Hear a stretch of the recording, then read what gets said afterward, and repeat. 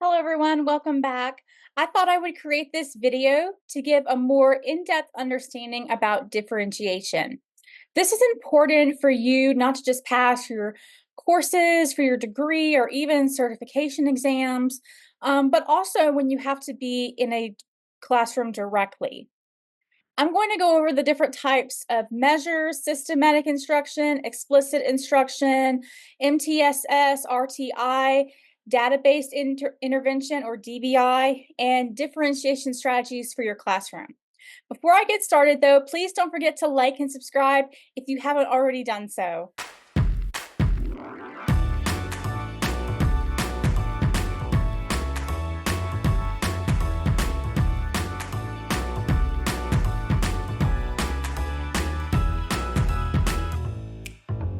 Differentiation is accommodations and strategies to meet the various individual needs of students.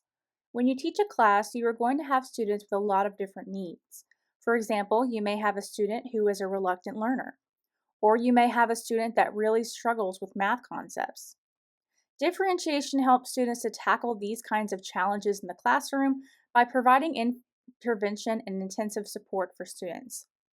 Many have an IEP plan or a 504 plan, and even if they don't, they still get to have intervention support, which is great. The first type of measure for differentiation you have is MTSS. I will go more in detail with it in just a few moments, but just know that it really supports students not just at the academic level, but also the behavioral, emotional, and social level. The goal is to provide an education that focuses on the entire child and really identifies struggles that may have early on. This helps teachers to have a plan in advance. Now, RTI is under the umbrella of MTSS. So if a child already has that intervention, they're already having an RTI plan in place. For the most part, MTSS does support all students regardless if they needed intervention or not. But RTI is divided into 3 tiers, which also focuses on all students. Progress monitoring is important when using differentiation strategies in general. It's used for MTSS and RTI. It is literally the foundation of gathering data from students, whether that's all students or when a student needs individual support. Basically, it is a collection of data over time where teachers can make adjustments to the lessons and provide documentation for parents and other specialists. Now, curriculum-based measures are great to get a variety of different tools that you might use as a teacher to support a student.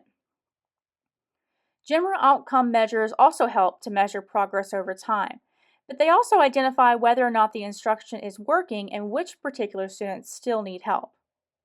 These are some steps that I provided for you that kind of shows how GOM is used and conducted.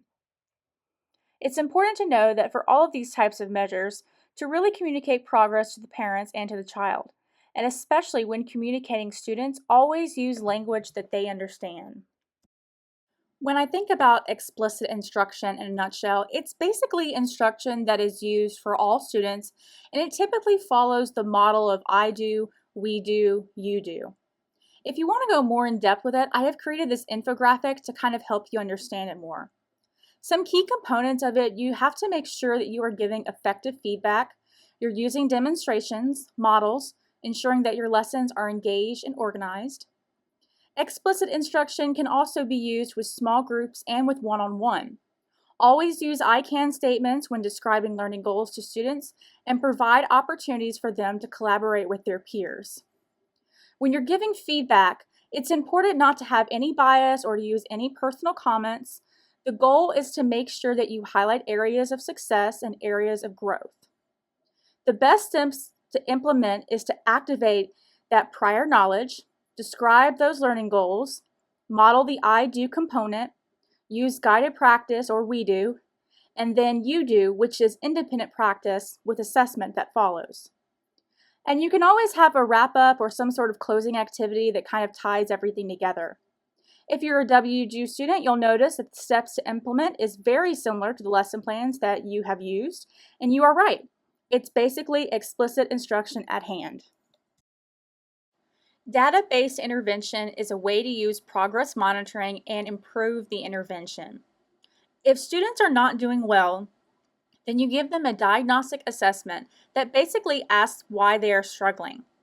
You provide more intervention, you adapt to the assessment and their needs, and then you continue to use progress monitoring. DBI also includes graphing and gathering data. When you are graphing data and using progress monitoring, you want to make sure that you set up a baseline, which is where the student is at currently. Then you want to make the goal line. The goal line is basically the line of progress for the expected outcome that you hope for the student. When you're analyzing that data, it's important to use the 4-point method. You basically look at the goal line and the data line.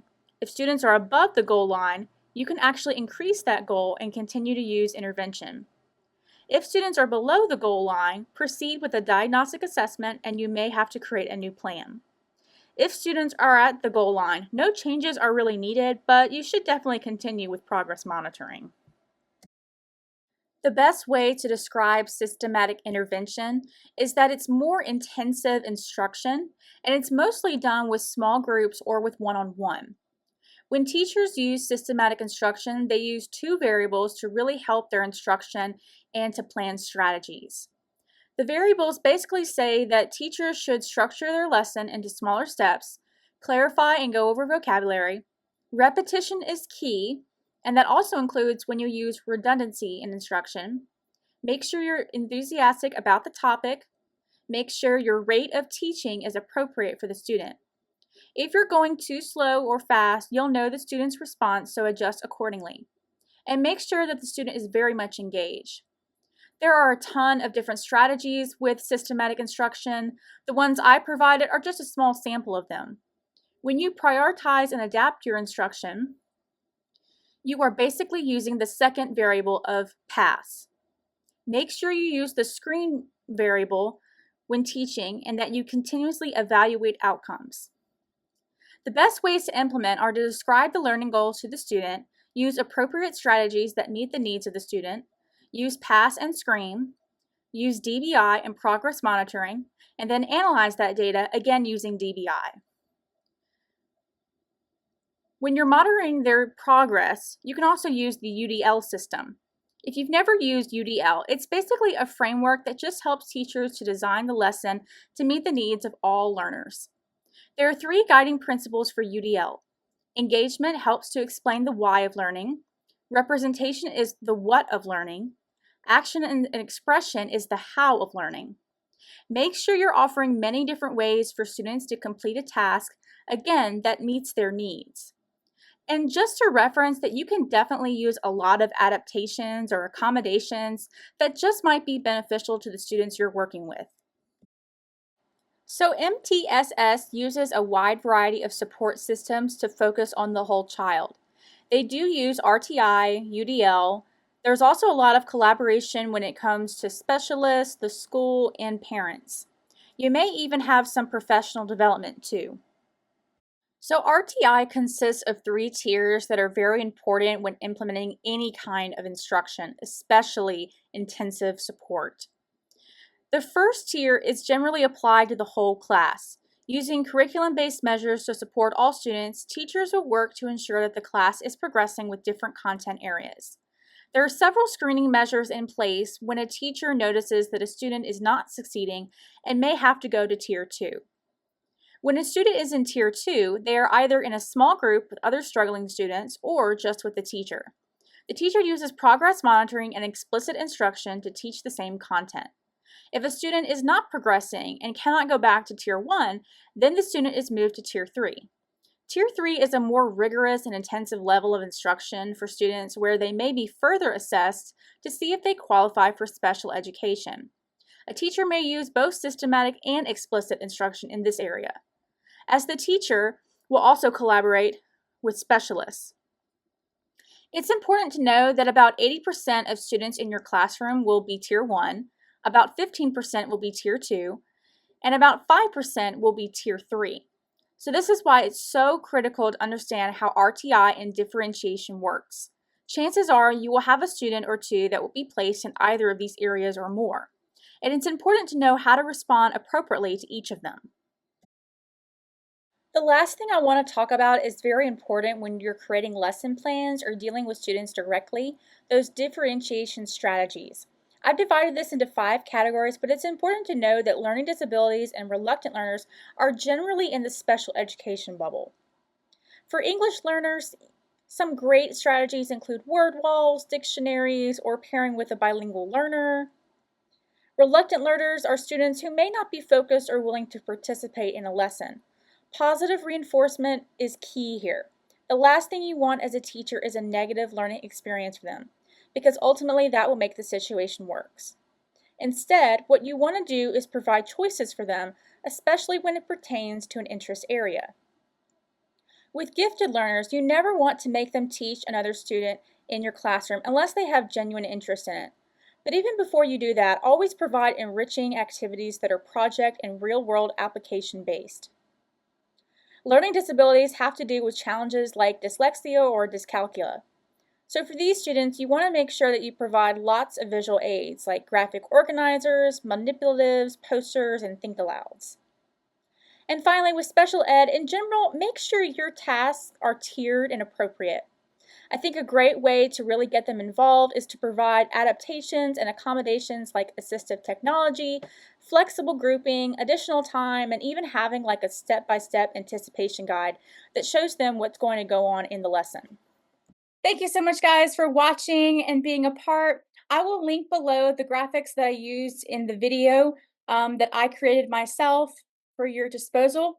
I will also post some free resources that you might be interested that could really help you when you begin differentiation in your student teaching experience or in your classroom. I also hope this really has helped you as you begin to provide intensive intervention for your students and really build a positive learning experience for your classroom. If you have any questions or comments, please leave them down below and I'll be happy to assist you.